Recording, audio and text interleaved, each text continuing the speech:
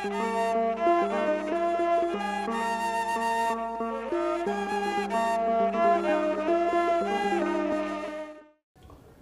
ሳንለው ፈጥሮ ካልነበርንበት እንድንኖር አድርጎ እየጠበቀ እየመገበ የምንሻውን ነገር ሁሉ ሳንጠይቀው እየሰጠ እንደ ዓይን ብሌን እየተንከባከበ ከመላእክት ጋር ህብረታችን እንዲሆን አድርጎ ስሙን እንድናመሰግንና ስሙን እንድንወርስ የፈቀደልን አምላካችን በዚህ በተቀደሰው አደባባይ መጠን እሱን እንድናመሰግን ያደረገን አምላካችን ለክብሩ የጠራን ለመንግሥተ ሰማያት ወራሾች ያደረገን አምላካችን በባህሪው ሞት በመንግስቱ ሽረት የሌለበት አምላካችን ክብር ምስጋና ለሱ ይሁን።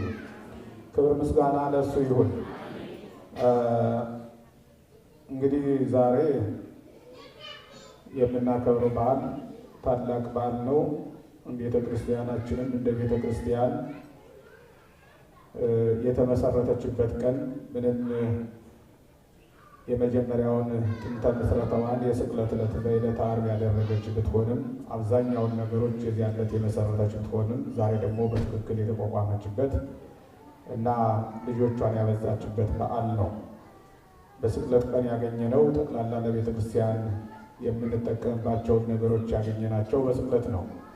በተለይ ከጸሎተ ሐሙስ ጀምሮ ሥርዓተ ቁርባን የተሰራበት በጸሎተ ሐሙስ ነው።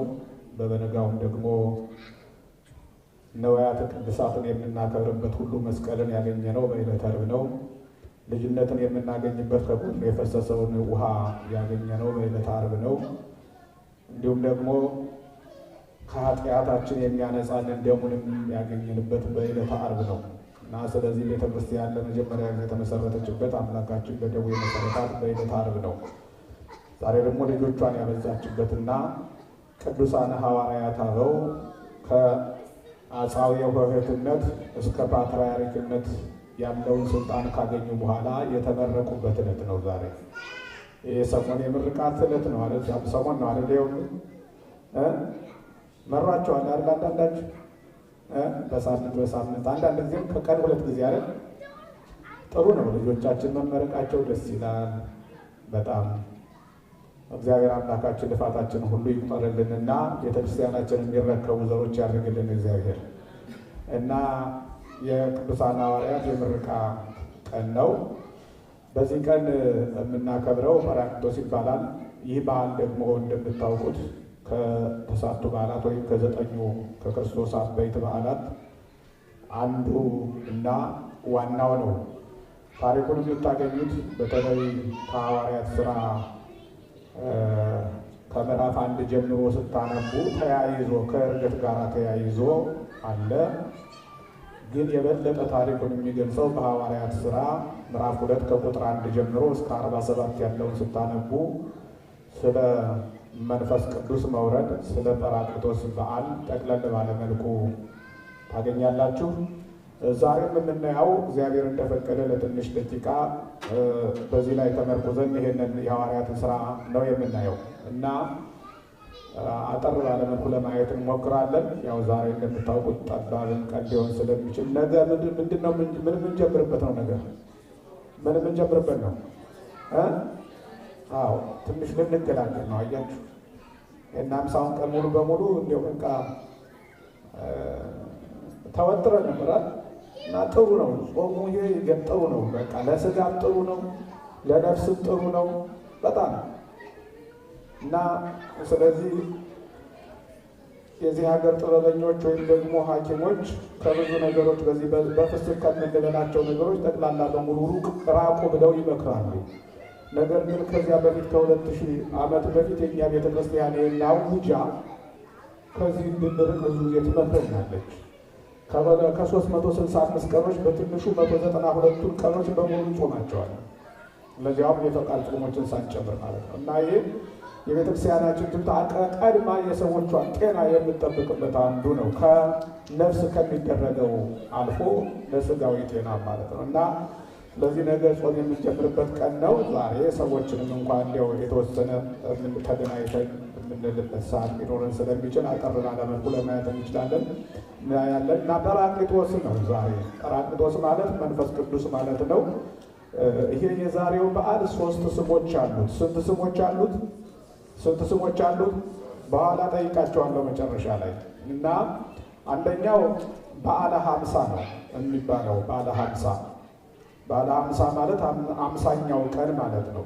ሁለተኛው በዓለ ጰራቅሊጦስ ማለት ነው። የእነዚህ የሁለቱ ትርጓሜያቸው አንድ ነው። ምናልባት በቋንቋ ልዩነት ብቻ ካልሆነ ትርጓሜያቸው አንድ ነው። ሁለቱም ስሞች በአማርኛ ትርጉማቸው ተመሳሳይ ናቸው። በዓለ ሀምሳ ማለት በግዕዝ የ50ኛው ቀን በዓል ማለት ሲሆን በዓለ ጰራቅሊጦስ ማለት ደግሞ በግሪከኛ ቃሉ በግሪከኛ ሆኖ እንደዚያው የ50ኛው ቀን በዓል ማለት ነው። ምን ማለት ነው የ50ኛው ቀን በዓል ማለት? አምላካችን መድኃኒታችን ኢየሱስ ክርስቶስ ካረገ በኋላ ከተነሳ በኋላ በ50ኛው ቀን ምን የሚል በዓል የሚከበር በዓል ማለት ነው። የሚከበር በዓል በ50ኛው ቀን። በሌላ አነጋገር በ7ኛው ሱባኤ 7 ሱባኤ ከተፈጸመ በኋላ አንድ ሱባኤ 7 ቀን ነው። ይሄንን በ7 ስታባዙት ስንት ይሆናል? 49 ይሆናል አይደል? 49 ሱባኤ ቀኖች አልቀው በ50ኛው ቀን የሚከበር በዓል ማለት ነው። ይህንን በዓል የእኛ ቤተክርስቲያን ብቻ ፈጥራ የምታከብረው በዓል አይደለም። አስቀድመው እስራኤላውያን ይህንን ያከብሩት ነበረ። በተለይ ከሚያከብሯቸው 7 በዓላቶች በ3ኛ ደረጃ ላይ የሚገኘው አንዱ ይሄ ነው። የመጀመሪያው የሰንበት ቀን ነው።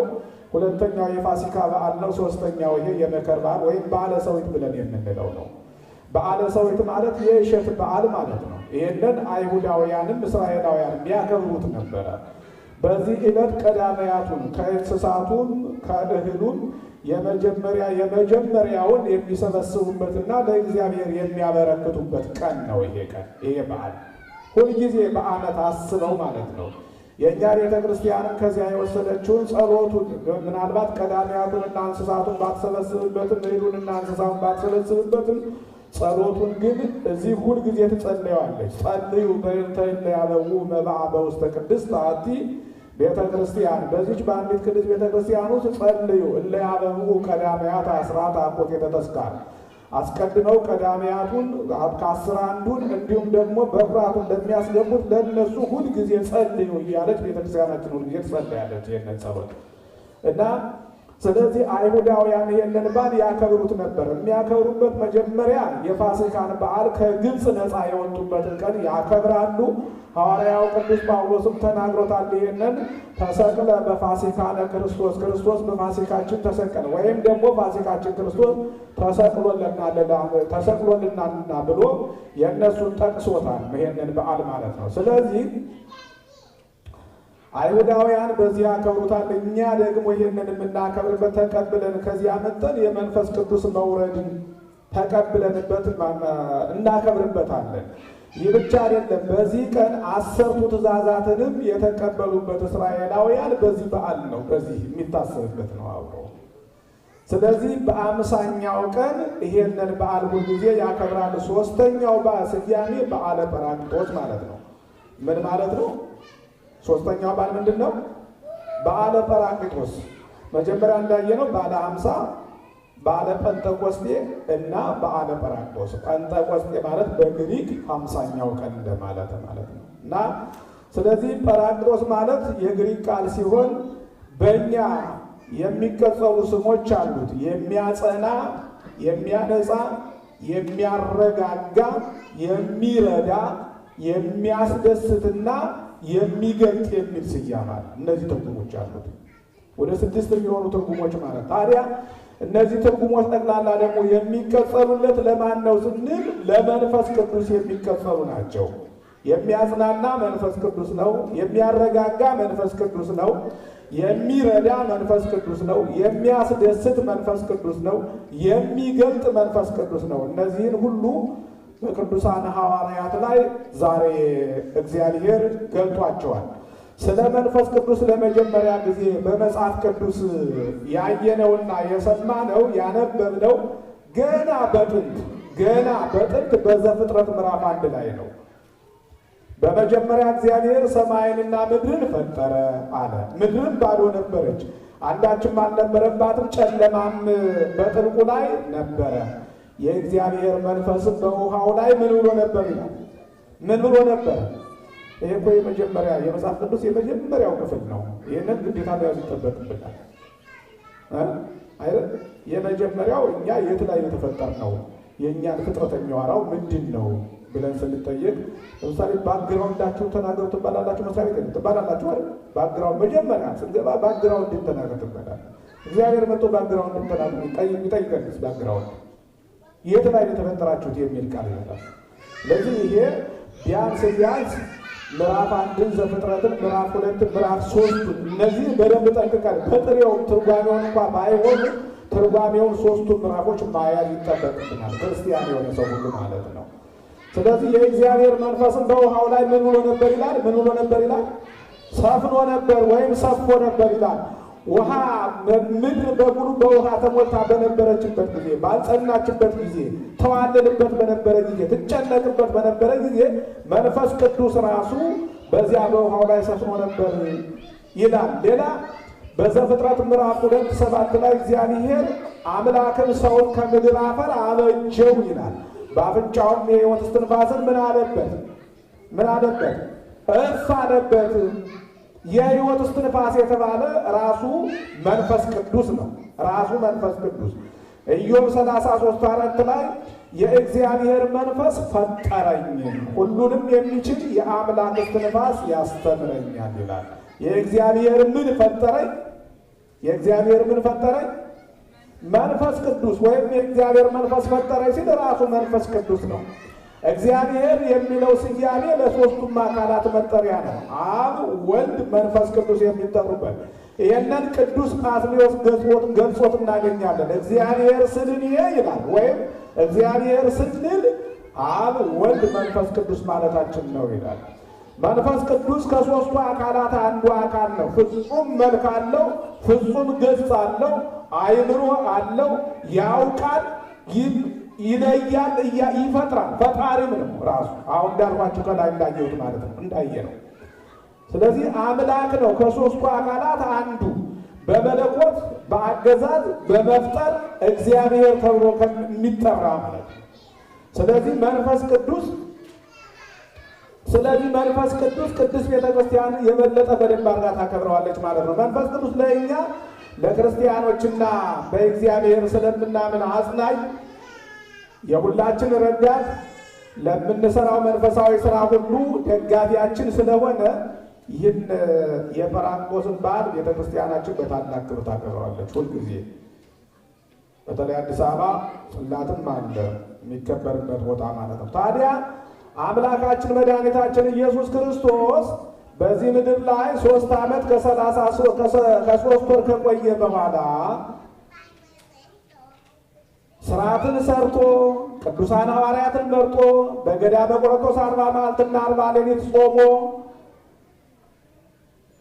በጲላጦስ አደባባይ ፊት ቆሞ ተገርፎ ተሰቅሎ ሞቶ በከርሰ መቃብር 3 መዓልትና 3 ሌሊት አድሮ ከተነሳ በኋላ ደቀ መዛሙርቱን ለ40 መዓልትና ለ40 ሌሊት አንዳንድ ጊዜ ለአንዳንድ ሰው፣ አንዳንድ ጊዜ ለብዙዎቹ፣ አንዳንድ ጊዜ ደግሞ በጣም ከብዙ በላይ ለሆኑ ሰዎች እየተገለጸ አብሯቸው እየበላ አብሯቸው እየጠጣ 7ቱ ኪዳናትን ሲያስተምራቸው ቆይቷል። በተለይ ጉባኤ ሰርቶ ያስተማራቸው በ3 ጉባኤ ነው። ይህንን ትምህርት ያስተማራቸው በመዋዕለ ሥጋዌው ያስተማረው ከመነሳቱ በፊት ያስተማረው ወንጌል ይባላል። ከሞተ በኋላ ተነስቶ ያስተማረው ደግሞ 7ቱ ኪዳናት ተብሎ ይጠራል።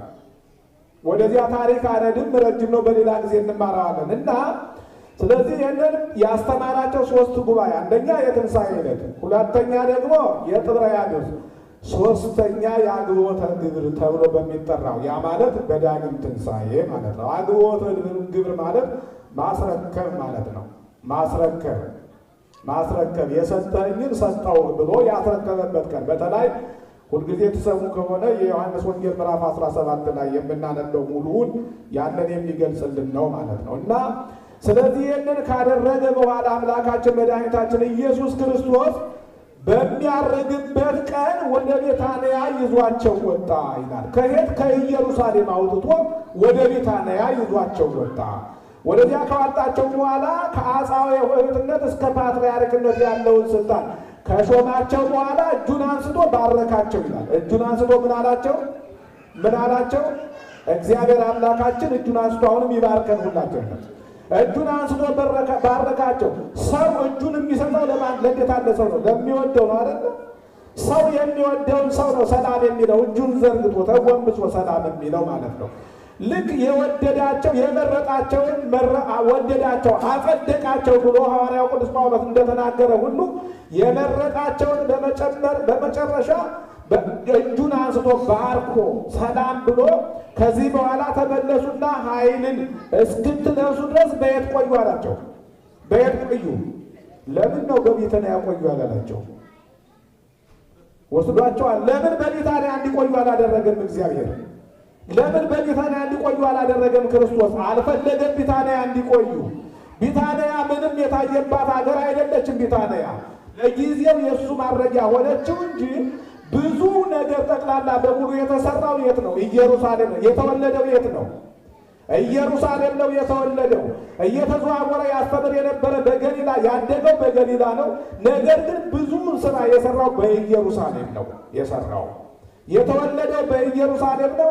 የተሰቀለው በኢየሩሳሌም ነው፣ በማዕከለ ምድር ማለት ነው። ደቀ መዛሙርቱን በብዙ ጊዜ ያገኛቸው የነበረው ኢየሩሳሌም ነው። በሆሳዕና ሄዶ የገባው የት ነው? ኢየሩሳሌም ነው። ስርዓተ እግዚአብሔር ያለፈባት ማለት ነው። ስለዚህ ያቺ ኢየሩሳሌም በዚያ ቆዩ አለች። ምንን እስክትለብሱ ድረስ? ምንን እስክትለብሱ ድረስ? ኃይልን እስክትለብሱ ድረስ። ይህ ኃይልን የእናንተ እንደምናውቀው ያለ ኃይል አይደለም። ይህ ኃይል በተመጣጠነ ምግብ የሚገኝ ኃይል አይደለም። ይህ ኃይል በስፖርት ብዛት የሚገኝ ኃይል አይደለም። ይህ ኃይል በጅም ኃይል የሚገኝ ኃይል አይደለም። ይህ ኃይል ጉልበተኞችን በስጋ ብቻ የሚያበረታታ ኃይል፣ መንፈሳዊ የሆኑ ሰዎችን ብቻ የሚያበረታ ኃይል ነው። ጻድቃንን ሰማዕታትን ወደ ገድል ሲሄዱ የሚያበረታ ኃይል፣ ባሕታውያንን በገደል የሚያበረታ ኃይል፣ መነኮሳትን በብሕትናቸው የሚያጸና ኃይል፣ አገልጋዮችን በአገልግሎታቸው የሚያጸና ኃይል፣ ክርስቲያኖችን ወደ ገድል ሲሄዱ የሚያጸና ኃይል ማለት ነው ይህ ኃይል። ስለዚህ ኃይልን እስክትለብሱ ድረስ በኢየሩሳሌም ቆዩ። ከዚያ በኋላስ ምን አደርጋለሁ? አይ አካላዊ የሆነው ወይም ደግሞ በኢየሩሳሌም ስትቆዩ፣ በዚያ ስትቆዩ ሌላ ወይም ከአብ የሚጸርጽ ሌላ አካላዊ ሕይወት ጰራቅሊጦስን እልክላችኋለሁ ብሎ በሰጣቸው ተስፋ መሰረት ቅዱሳን ሐዋርያት በአንድ ቤት ውስጥ ሆነው ሁሉም በአንድ ልብ ሆነው ሁሉም በምን ሆነው በአንድ ልብ ሆነው በጾምና በጸሎት ተወስነው የመንፈስ ቅዱስን መምጣት በተስፋ ሲጠብቁ ወይም ደጅ ሲጸኑ ሳለ ድንገት የአውሎ ነፋስ ድምፅ ከሰማይ ሰሙ። የተቀመጡበትን ቤት ምን አለው ይላል? ምን አለው? ሞላው። ምኑ ነው የሞላው? ድምፅ ነው። አሁን ድምፅ ይሞላል። ቤት ውስጥ ይሞላል የለም? ምን አሁን እኛ እናገራለን አይደል? ሁላችንም እና ይሄ ቤት ይሞላል የለም? በቤቱ ውስጥ ያሉትን ሰዎች ጠቅላላ በሙሉ ተዋሃዳቸው ወይም ደግሞ ስራ እንዲሰሩ አበረታቸው። ያ በላያቸው ላይ የነበረውን ፍርሃት ያስወግዳላቸው ዘንድ ቀረባቸው እንደማለት ያለ ነው። በምን? በነፋስ ምሳሌ፣ በአውሎ ነፋስ ምሳሌ ነው የመጣው።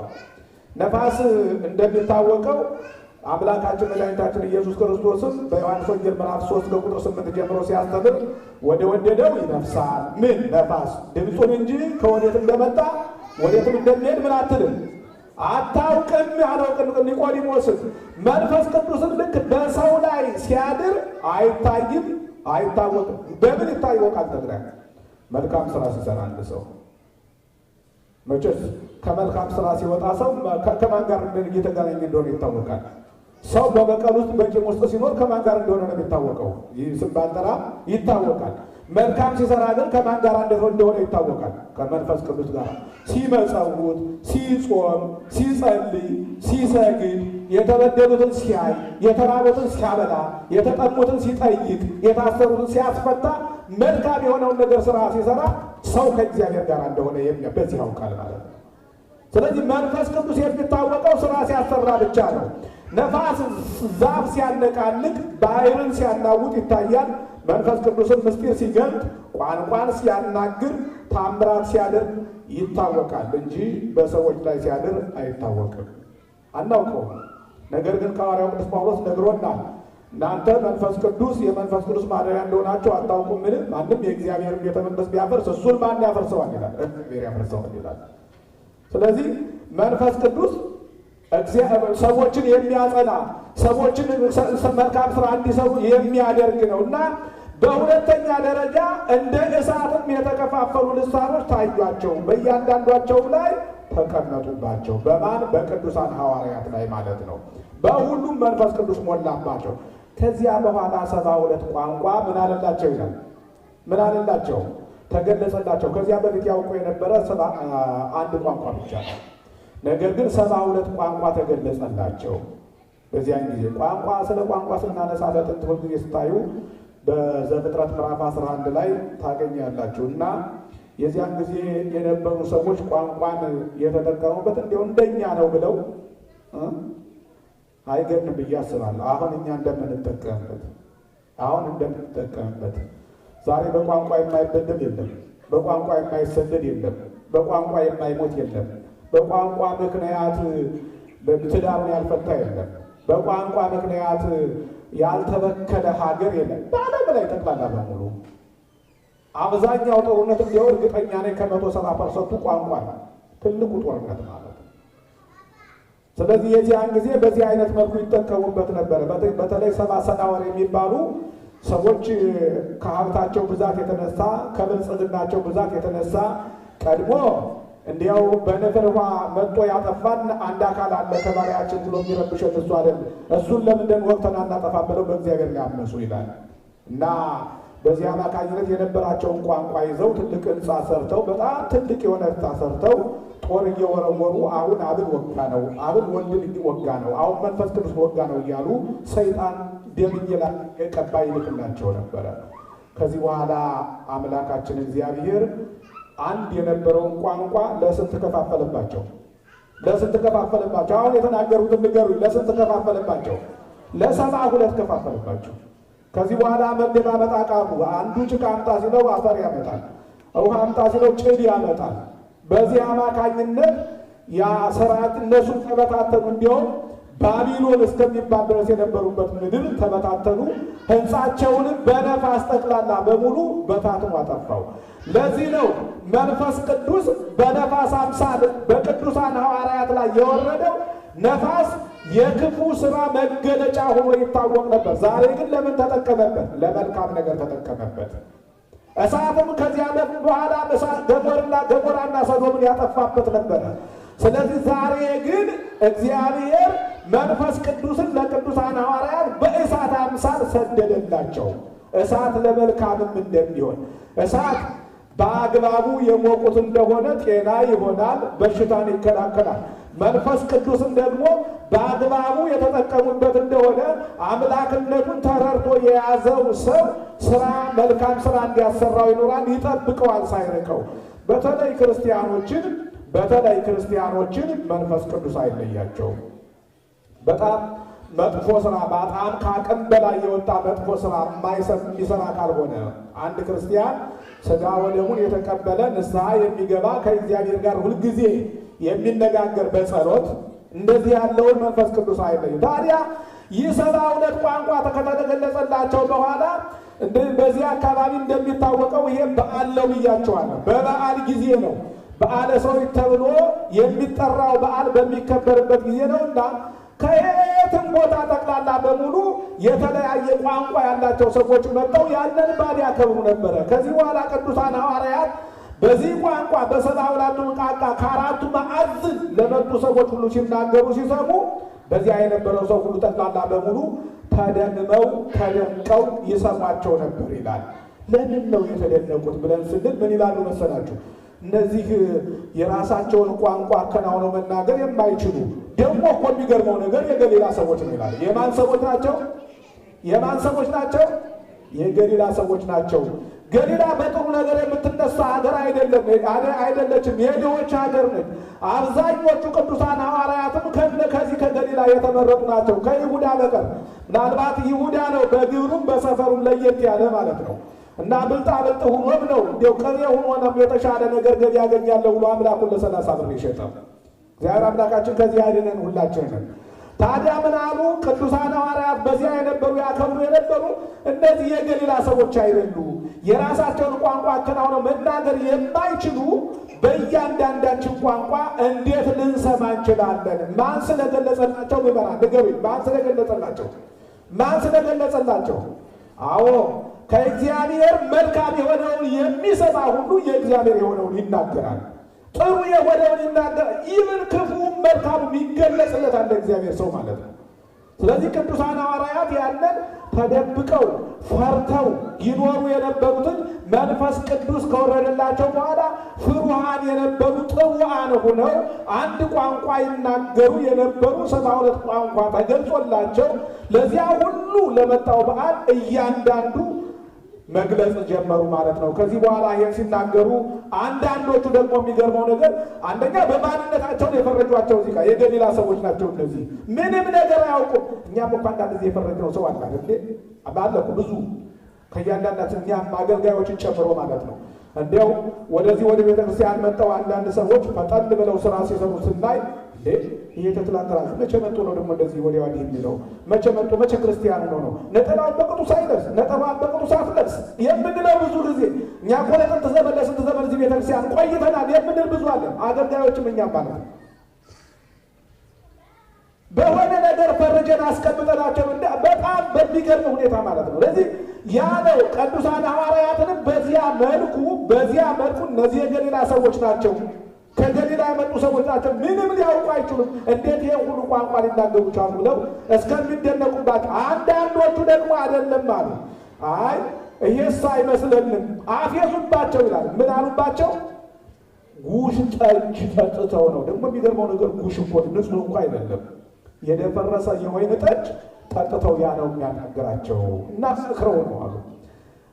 ምዕመናን በነገራችን ላይ የሰከረ ሰው የራሱንስ ቋንቋ አከናውኖ ይናገራል? ይችላል? የለም? ይችላል? የለም? ስሙን እንኳ መግለጽ እኮ አይችልም አይደል? እና ይሄ የተሳሳተ አባባል ነው። የሰከረ ሰው እንኳን አይደለም የራሱን ቋንቋ የሌላ ቋንቋ ሊናገር የራሱን ቋንቋ አይናገርም። ይህን ቤቱን እንኳ አያውቅም እኮ አንዳንድ ጊዜ የሰከረ ሰው መንገዱን የሚሄድበትም እኮ ራሱ አያውቅም። እንዲያውም መጽሐፍ ምን ይላል? ግርግዳው ማገሩ እባብ መስሎ ይታየዋል ይላል። በዚህ አልኮል የሚጠጣ ሰው መጀመሪያ ሳምባው ያኮፈኩፋል። ከዚያ በኋላ ነፍስ የምታርፈው በደማዊት ነፍስ ላይ ነው። ደማዊት ነፍስ ትደክማለች በዚያ በአልኮል ምክንያት። ከዚያ በኋላ ይህቺ ነባቢት ነፍስ ደግሞ የምታርፍበት ታጣለች። በዚያን ጊዜ ጠቅላላ በሙሉ አካለ ሁሉ ተቀይሮ በአካባቢው ያለው ሁሉ ነገር ጠቅላላ ተቀይሮ የምንወርበት አይመስለውም። እያንዳንዱን ሲያዩ የተቀየረበት ነገር ይሆናል። ስለዚህ ቅዱሳን ሐዋርያት ግን ከዚህ የተለዩ ናቸው። ስጌ መንፈስ ቅዱስ ነው የጠጡት። የእግዚአብሔርን የመንፈስ ቅዱስን መጠጥ ነበር የጠጡትና ድም ጠቅላላ በሙሉ በአካባቢ ያለው ቋንቋ ተገልጾላቸው በሚናገሩ ጊዜ ግማሾቹ ናቸው፣ ግማሾቹ የገሊላ ሰዎች ደካሞች ናቸው፣ ግማሾቹ ደግሞ ሰክረዋል ይሏቸው ነበረ። እና ከዚህ በኋላ ቅዱስ ጴጥሮስ አላስቻለው። ይህም ሁሉ ሲሰማ ተቀምጦ ቅዱስ ጴጥሮስ አላስቻለው። አይ ድምፁንም ከፍ አድርጎ መናገር ጀመረ። እናንተ አይሁዳውያን በኢየሩሳሌም ባልታከብሩ የመጣችሁ እባካችሁ አድምጡኝ። እነዚህ ሰዎች ጠቅላላ በሙሉ ወይም ደግሞ የወይን ጠጅ ጠጥተው የሰከሩ አይደሉም። ለመስከር ጊዜውም ገና ነው። 3ኛ ሰዓት ነው ገና። ስንተኛ ሰዓት ነው? 8ኛ ሰዓት ነው። ገና ከጠዋቱ ስንት ሰዓት ነው ማለት ነው? 3 ሰዓት ነውና ይሄ ለመስከር የሚያበቃ ሰዓት አይደለም። የሚገርም ነው። ዓለም ለካ የምንሰክርበትንም ሰዓት መድባልናለች ማለት እኮ ነው። ዓለም ለካ የምንጠጣበትን ሰዓት መድባልናለች ማለት እኮ ነው። ዓለም ለካ ዳንስ ቤት የምንሄድበትን ቤት መድባልናለች። ቤተ ክርስቲያን የምንመጣለበት ሰዓት ግን አልመደበችልንም። ዓለም ለካ የሚያሰክር መጠጥ የምንጠጣበትን ጊዜና ራሱ መጠጡ መድባልናለች ማለት ነው። ዓለም ለካ ለሥጋ ወደሙ የሚበቃ ጊዜ አልመደበችልንም። ዓለም ለካ የትኛውን ቦታ ላይ ሄደን መጥፎ ነገር እንድንሰራ ሰዓት መድባልናለች ማለት ነው። ለመልካም ስራ ግን እስካሁን ድረስ ዓለም አልመደበችልንም። ከዚህ ከወጣን በኋላ ዓለም ሌላ ነገር ነው የምትመድብልን። በዓይናችን የምናየው፣ በእግራችን የምንረግጠው፣ በእጃችን የምንዳስሰው፣ በጆሮአችን የምንዳስሰው ጠቅላላ በምንሰማው ጠቅላላ በሙሉ ዓለም እያንዳንዱ ነገር መድባልናለች ማለት ነው። ስለዚህ እግዚአብሔር አምላካችን ከዚህ ያውጣል። ለንስሐ ጊዜ እግዚአብሔር አምላካችን ይስጠን። መጽሐፍ ቅዱስ ግን ምን ይላል? የመዳን ቀን መቼ ነው አለ? መቼ ነው አለ? የመጠጥ ቀን አይደለም፣ የዳንስ ቀን አይደለም፣ የቂም የበቀል ሰዓት አይደለም፣ የመጠላላት ሰዓት አይደለም፣ የመገፋፋት ጊዜ አይደለም ያለው። የመዳን ቀን መቼ ነው አለ? ያ ዛሬ ነው፣ ዛሬ ነው አለ። እኔ እኮ ደግሞ የሚገርመኝ ይህ ብቻ አይደለም። እንዲህ ቤተ ክርስቲያን መጠን ደግሞ ስንጣላ እኮ ነው የሚገርመኝ። እኛም አገልጋዮቹ እና ታዲያ የት ላይ ሰላም እንሆን? የት ደን እስቲ አለ ለሰላም የምትሰብክበት ቦታ እስቲ ያሳዩን። ከመጽሐፍ ቅዱስ ውጭ ሲል የት ላይ አለ? እስኪ እንመርምር። ቤተ ክርስቲያን ላይ ሰላም ካልሆን፣ ቤተ ክርስቲያን ላይ ፍቅር ካልሆን፣ ቤተ ክርስቲያን ላይ እርስ በርሳችን ማንግባባ ከሆነ የት ላይ? ፖለቲከኞች ያግባቡ? የትኞች ያግባቡ? ባለስልጣኑ የዓለም ባለስልጣናት ያግባቡ? የትኛው? የእግዚአብሔር ቃል ያላግባባል? የእግዚአብሔር የቅዱስ ሥጋውና ክቡር ደግሞ በሚፈስበት ላይ ያልተግባባ? ቁመን ስናስቀድስ በአንድነት ቁመን ስናስቀድስ አብረን አንድ ሥጋ አንድ ደም እየጠጣን ሳንግባባ የት ላይ ይመጣል? የት ላይ እንግባባ ይሆን? ከዚህ ውጭ ቤተ ክርስቲያን እኮ የሰላም ደጅ ናት። ሁልጊዜ ጸልዩ በይንተ ሰላም ብላ የምትጸልይ ቤተ ክርስቲያን ሁልጊዜ ማለት ያለችን ማለት ነው። ግን አልተጠቀምንባትም። እና ስለዚህ ዓለም የምንሰክርበትን ሰዓት ሳይቀር አዘጋጅታልናለች። ዳንስ ቤት የምንሄድበትን ሰዓት ሳይቀር አዘጋጅታልናለች። እግዚአብሔር አምላካችን ከዚያ ይመልሰን ሁላችንን። ታዲያ ምን አለ? እንግዲያ ምንድን ነው የሚሉት አለ ነቢዩ ሊገልጸው ቅዱስ ጴጥሮስ ሊገልጸው የፈለገው ነቢዩ አስቀድሞ የተናገረውን ጠቅላላ በሙሉ ገለጸላቸው። በመጨረሻው ቀን እንዲህ ይሆናል፣ ሥጋ የለበሰ ሁሉ ሥጋ በለበሰ ላይ ሁሉ ከመንፈሴ አፈሳለሁ። ወንዶችና ሴቶች ልጆቻችሁ ትንቢት ይናገራሉ፣ ጎበዞቻችሁም ራእይ ያያሉ፣ ሽማግሌዎቻችሁም ሕልም ያልማሉ። ይሄ ነው የተፈጸመው። አስተውሉ፣ ይሄ ነው የተፈጸመው። ሁላችንም እናስተውል፣ የተጻፈውን እናነብ። ሁላችንም እናስተውል፣ ወደ ራሳችን እንመለስና መጽሐፍ ቅዱስ ስለኛ ምን ይላል? መጽሐፍ ቅዱስ ስለ ክርስቲያኖች ምን ይናገራል? ተጣሉ ነው የሚለው? ቂም በቀል ያዙ ነው የሚለው? ተገፋፉ ነው የሚለው? ምንድን ነው የሚለው? አስተውሉ፣ ግድ የላችሁም። ቀድሞ የተነገረ ነው። እያንዳንዱ ነገር ያልተነገረልን የለም። ለእኛ መጽሐፍ ቅዱስ ለእኛ ነውና ወኩሉ ዘተጽፈ ለተግሣጸ ዚአነ፣ የተጻፈው ሁሉ ስለኛ ተጻፈ። ስለኛ ለመማር እኛን ለማስተማር ተጻፈ ተብሎ እንደተነገረ ማለት ነው። ስለዚህ ማስተዋል ያስፈልጋል ማለት ነው። እና ቅዱስ ጴጥሮስ ይሄንን ተናገረ እንጂ እንደዚህ ነው እንጂ የተጻፈው ጠቅላላ በሙሉ የተጻፈው እንጂ እነዚህ በአልኮል የሰከሩ አይደሉም። አትሳቱ፣ አትጨነቁ። እግዚአብሔር አይዘበትበትም። እየዘበቱ አይደለም፣ በአልኮል ምክንያት አይደለም እየተናገሩ ያሉት። ስለዚህ እባካችሁ ተጠንቀቁ ብሎ ቅዱስ ጴጥሮስ መናገር ፈለገ ማለት ነው። ግን ከዚያ በኋላ ቀጠለ ቅዱስ ጴጥሮስ፣ የእስራኤል ሰዎች ሆይ ይህን ቃል ስሙ። ራሳችሁ እንደምታውቁት የናዝሬቱን ኢየሱስ አለ እግዚአብሔር አብ ወደ እናንተ ላከው። በመካከላችሁ ድንቅ ድንቅ ታምራትን አደረገ። ሕሙም ፈወሰ፣ ሽባ ተረተረ፣ ዕውር አበራ። በዚህ በምድር ላይ ያለውን ደዌ ሁሉ በሰው ላይ ያለውን ደዌ ሁሉ አወጣ። ግን አላመናችሁትም። እንዲያውም ያይባስ ብላችሁ አለ ሲነግራቸው ማለት ነው። ያዛችሁት፣ ደበደባችሁት፣ በአደባባይ አቁማችሁ በሐሰት አስመሰከራችሁበት፣ ገረፋችሁት፣ ሰቀላችሁት። እሱም ሞተ፣ ተቀበረ። ነገር ግን ሞት ይዘው ዘንድ ምን አላለ? ሞት ይዘው ዘንድ ምን አላለ? አስነሳው። ዛሬም ተመለሱ፣ ይበቃችኋል። ዛሬም እነሱን እያላችኋቸው ነው። ዛሬ እኛ ለዚያ ምስክሮች ሆነን ነው እየተናገርን ያለ። በ72 ቋንቋ እየተናገርን ያለ ነው። ለዚያ ምስክር ነን እኛ።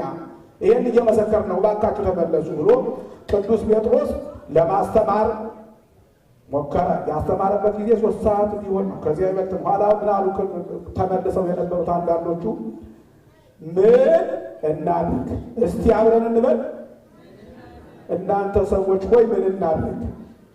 በሉ አብራችሁ። እናንተ ሰዎች ሆይ ምን እናድርግ? እናንተ ሰዎች ሆይ ምን እናድርግ? ማንን ነው እንዲህ የሚሏቸው? እነማንን ነው? ሐዋርያትን አይደል? ሐዋርያት ማን ስላደረባቸው? መንፈስ ቅዱስ ስላደረባቸው ምን እናድርግ ብለው ጠየቋቸው። ተመልከቱ፣ ዛሬ መንፈስ ቅዱስ ያደረባቸውን ቅዱሳን ምን እናድርግ ልንል ያስፈልጋል። መንፈስ ቅዱስ ያደረባቸውን ሰማዕታት ምን እናድርግ ማለት ያስፈልጋል። መንፈስ ቅዱስ ያደረባቸውን በመንፈስ ተካይተው ትንቢት የተናገሩትን ነቢያት ምን እናድርግ ብሎ ጠጋ ብሎ መጠየቅ ያስፈልጋል። በራስ ኃይልና በራስ አስተሳሰብ ብቻ መጓዝ ለክርስትናው አደገኛ ነው፣ ለመንግሥተ ሰማያትም የሚያበቃ አይደለም። ስለዚህ ምን እናድርግ አሏቸው። ምን እናድርግ? እነ ቅዱሳን ሐዋርያት ሲመልሱ ምን አሉ መሰላችሁ? ኃጢአታችሁን ይቅር ይላችሁ እንደሆነ እግዚአብሔር ንስሐ ግቡ፣ በጌታችን በኢየሱስ ክርስቶስም ምን በሉ ተጠመቁ። በቃ ቀላል ነገር። ኃጢአታችሁን ይቅር ይላችሁ እንደሆነ እግዚአብሔር ንስሐ ምን በሉ ንስሐ ግቡ። እነሱ ላይ እኮ ነው ንስሐ ግቡ ያላቸው። ንስሐ ግቡ። የሰራችሁት ስራ፣ የተናገራችሁት ነገር፣ በክርስቶስ ላይ ያደረጋችሁት ነገር ሁሉ ከባድ ነገር ነው። እግዚአብሔር ግን በንስሐ ይቅር ስለሚላችሁ እንዳትጠፉ ንስሐ ግቡ። የማቴዎስ ወንጌል ምዕራፍ 13 ላይ ሁላችሁ ንስሐ ባትገቡ ትጠፋላችሁ ይላል። ምን ባትገቡ? አንዳንድ ጊዜ በምድር ላይ ስንመላለስ ሰርተን ስንገባ ተኝተን ስንነሳ ያለን ይመስለናል። ንስሐ የማንገባ ሰዎች ግን ጠፍተናል። የሚንቀሳቀስ አካላችን ብቻ ነው። ይሄ ግብኑ ማለት ነው። ግብኑ አካላችን ብቻ።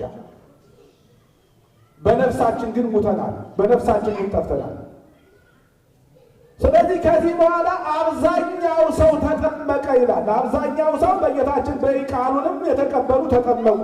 በዚያም ቀን 3000 የሚያህል ሰው አመኑ ይላል። ስንት ሰው? አቤት የሚገርም እኮ ነው። ይሄንን ቃል ግን ለእኛ ስንት ጊዜ ተሰብኮልን ይሆን? ስንት ቀን ሰምተነው ይሆን? ስንቶቻችን ተመለስን ይሆን? ስንቶቻችን ለንስሐ በቃን ይሆን? ከዓመት እስከ ዓመት ሁልጊዜ ይህ ቃል ይነገራል። ክርስቶስን ሰቀላችሁት እየተባለ ሁልጊዜ ይነገራል። ስለ ትንሣኤው ይነገራል። ስለ ስቅለቱ ይነገራል። ስለ ማረጉ ይነገራል። በደብረ ታቦር መለኮቱ ስለ መግለጡ ይነገራል። የክርስቶስ ታሪክ በሙሉ ሁልጊዜ ከዓመት እስከ ዓመት ይነገራል። ነገር ግን ስንቶቻችን ተመልሰን ይሆን? እግዚአብሔር አምላካችን አእምሮውን ልቦውን ይስጠን።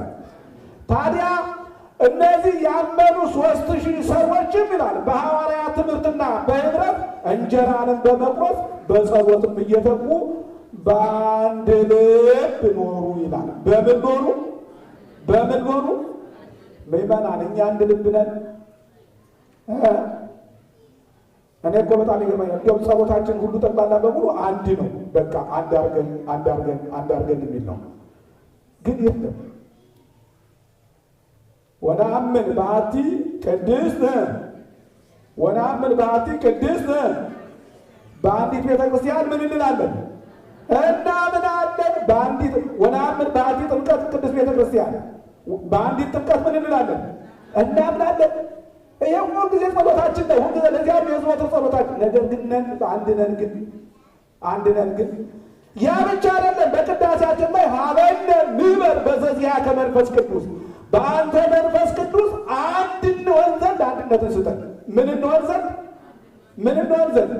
አንድ እንሆን ዘንድ። ግን አንድ ነን። እኔ አንዳንድ ጊዜ ሳስበው እንዲሁም በእግዚአብሔር ላይ የምናሾፍበት መስለኝ አይመስላችሁም? አሁን እዚህ ላይ አካላችን ቆሞ አንድ ነን ስንለው ልባችንን ደግሞ ዝቅ ብሎ እግዚአብሔር ሲያው ምን ይመስላችኋል? ምን የሚረዳ ይመስላችኋል? መጽሐፍ ምን ይላል? አፍኒ ወልብ ህቡረ ይመኑ። አፍም ልብም አንድነት ነው ተስተካክለው ይመኑ ይላል። ይመኑ። ስለዚህ ሁልጊዜ እንደው በጣም የሚገርመው ነገር እዚህ ቁመን ለምንለው እግዚአብሔርን ሁልጊዜ እየዋሸነው፣ ነገር ግን ደግሞ አተኝቶ ሲያስነሳል። የሚገርም እኮ ነው። ደግሞ በጣም የሚደንቅ እኮ ነው። የእሱ ምሕረት የእሱ ቸርነት በጣም ብዙ ነው። እነዚህ ሰዎች ግን ገና የተገናኙት በዓል ላይ ነው። ያመኑት ለአንድ ቀን ነው። የተጠመቁትም በአንድ ቀን ነው። የተጠመቁትም በቅዱሳን ሐዋርያት አንድ ቀን ባስተማሩት ብቻ ነው። ከዚያ በኋላ ግን ምን ነገር አንፈልግም ብለው ምግባቸው አንድ ላይ ነው። ሀሳባቸው ሁሉ ጠቅላላ በሙሉ አንድ ላይ ነው። የሚኖሩት በአንድ ቤት ነው። ጠቅላላ 12 ሆነው በአንድ ቤት ሆነው በአንድ ቀን ስብከት ክርስቶስ ሰበሰቡ። አይገርምም? በአንድ ቋንቋ ያልሰበሰቡትን በ72 ቋንቋ ሰበሰቡት። ተመልከቱ። በሀገራችን ከስንት ቋንቋ በላይ አለ? ወደ 80 የሚሆን ቋንቋ አለ አይደለም? ነገር ግን አንድ አድርጎናል ምእመናን። አሁን የለም እኮ። እንዲሁም ሐዋርያው ቅዱስ ጳውሎስ ሲናገር በአንደኛ ቆሮንቶስ ምዕራፍ 1 ላይ እንዲህ ይላል፣ ተወዳጆች ሆይ ይላል፣ አንድ ልብ አንድ ሐሳብ እንዲኖራችሁና እንድትናገሩ በጌታችን በኢየሱስ ክርስቶስ እለምናችኋለሁ። ምን እላችኋለሁ? እለምናችኋለሁ። ሐዋርያው ቅዱስ ጳውሎስ ነው ይሄን የሚናገረው። እባካችሁ እለምናችኋለሁ። ምእመናን የምናደርገው ነገር ሁሉ ጠቅላላ በሙሉ ከአንድነት የወጣ ቤተክርስቲያናችን ውስጥ የለም። ሥጋ ወደሙ የምንቀበለው በአንድ ገበታ ወጦች ላይ ቁጭ ብለን ነው የምንቀበለው። አንድ ካህን የሰራውን ወይም አንድ ዲያቆን የሰራውን በአንድ አውደ ምሕረት ላይ የቀረበውን በአንድነት ሆነን የጸለይንበት ነው። እናንተም እኮ ጸልያችኋል። ህብስቱ ወደ ሥጋ ወደሙ እንዲቀበል እግዚኦ ሰላም ለኩልክሙ ሲል ቄሱ እናንተ ምን ብላችኋል? ምን ብላችኋል? አዎ እንደ ቃልህ ይደረግልኝ ይለወጥልኝ፣ ቅዱስ ሥጋህን ይሁንልኝ፣ ትኩስ ሥጋህን ይሁንልኝ፣ ትኩስ ደምህን ይሁንልኝ ብላችሁ እናንተ አሜን ብላችኋል። ሁላችንም አሜን ብለናል። ስለዚህ አብረን በጸለይንበት በአንድ በምንቀደሰው ሥጋና ደም በአንዲት ቤተ ክርስቲያን በአንድ መጽሐፍ ቅዱስ የምንመራ በአንድ ሲኖዶስ የምንመራ በአንድ ኦርቶዶክስ ተዋሕዶ ሃይማኖት ውስጥ ያለን ሰዎች ምን አለ እግዚአብሔር አምላክ ቢያንስ እዚች ቤተ ክርስቲያን ውስጥ ብቻ አንድ ያድርግ።